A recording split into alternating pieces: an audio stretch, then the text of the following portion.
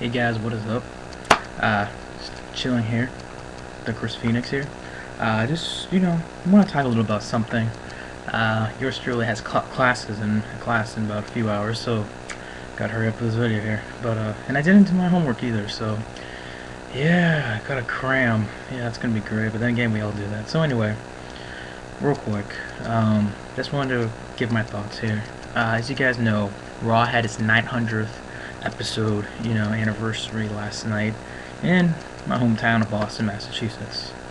But it was, first of all, real quick on my thought on the Raw, just it was decent at best. It really wasn't that great. It was, to be honest with you, a forgettable Raw.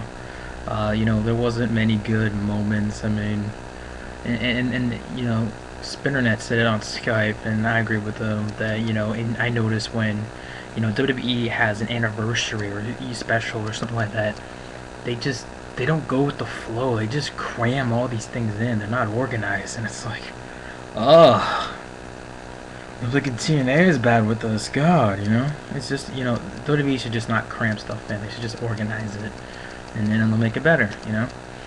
But yeah. Anyway,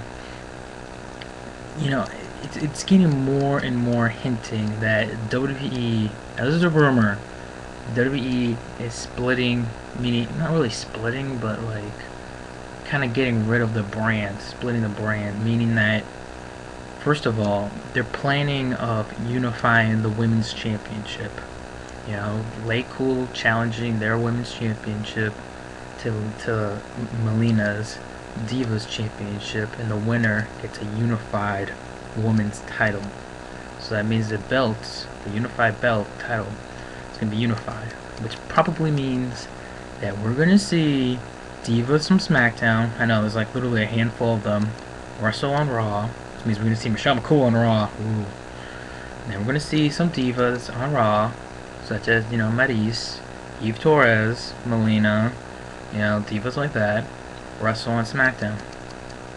When I think about it, I think it's a good thing, to be honest with you, because at least the Divas get to do something.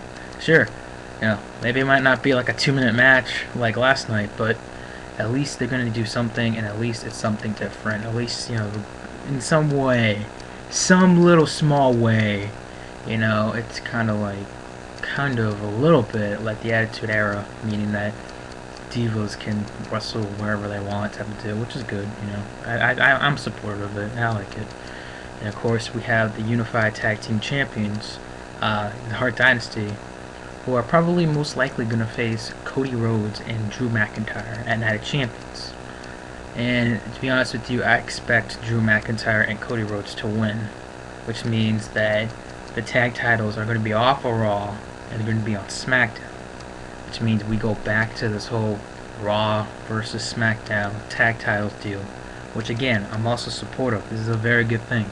Sure, I know a lot of people don't like the looks of the belt, but let's face it, you guys, at least it's, not as confusing as, freaking, Natalia holding 2 of the belts, and then, David Hart Smith holding 1, and then Tyson Kidd holding the other. It's just, there's a cluster in there, so at least you have that, which is a good thing. And then I keep hearing this huge rumor that WWE is thinking of planning to unify the world championships. That is a rumor. If they do that, I mean, oh, hey, look, we'd see John Cena on SmackDown if that happens. But if they do that, just saying, how crazy would that be? Seriously, how crazy would it be? I mean, we'd get used to seeing The Undertaker on Raw. We'd see guys like Sheamus and stuff on SmackDown, and I just think it'd be, unique, and it'd be interesting. Now, I don't know if they're unifying the Intercontinental in the U.S. I think they're just going to leave that alone. But they should really go for that. They should, and I honestly think they should unify the Intercontinental Championship and the United States Championship. I think, it would bring more to the mid-carders. At least, we might bring out a pretty damn good storyline, with the mid-carders, and it'll be somewhat entertaining in that way. At least you got the mid-carders, such as Evan Bourne, Teddy DiBiase, MVP, Jack Swagger, you know, we don't have to see Kofi Kingston versus Dolph Ziggler for the 500th time. It's like we can see something different and we can see something new. At least, this would be different for WWE. And I know a lot of people are probably going to go, oh man, this is horrible. This sucks. I can't deal with this. No, it might actually be a good thing. Just try to give it a chance if it does happen. Now, I don't know if it's going to happen. I'm not saying, oh, it's going to happen. And then like a month later, you're going to be like, Chris, you freaking retard. You said it was going to happen and didn't. No, I'm not saying it's going to happen. I'm saying it's a possibility it could happen. It's a rumor.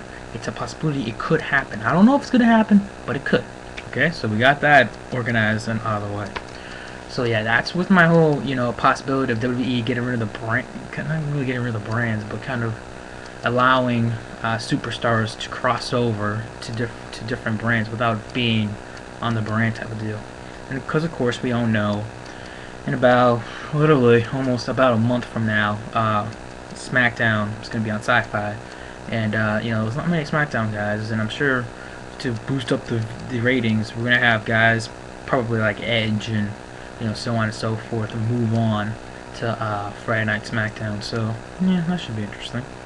So yeah, I mean, that's about it I can think of. I mean, I could give my quick thoughts about, Raw last night.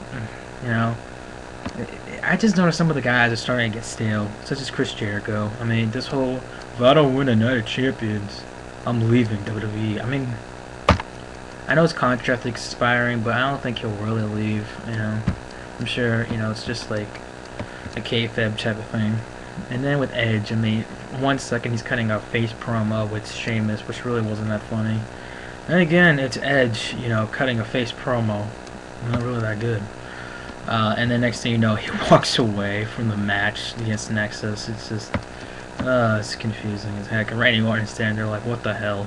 But anyway, you guys, wanted to make this video real quick, so I'm ending it right now. So that's about it. Hope you guys having a good day. Talk to you guys later.